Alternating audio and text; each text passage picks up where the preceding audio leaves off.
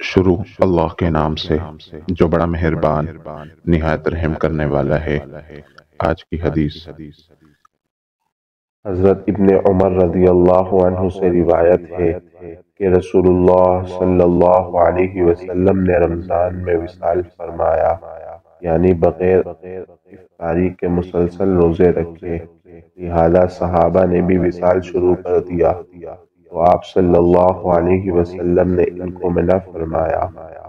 آپ صلی اللہ علیہ وسلم سے عرض کیا گیا کہ آپ بھی وصال کرتے ہیں؟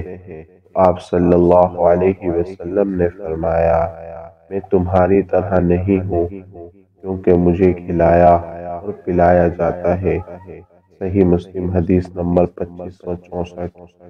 اسی طرح کے اور دعا اور احادیث کو سننے کے لیے ہمارے چینل کو سبسکرائب کیجیے۔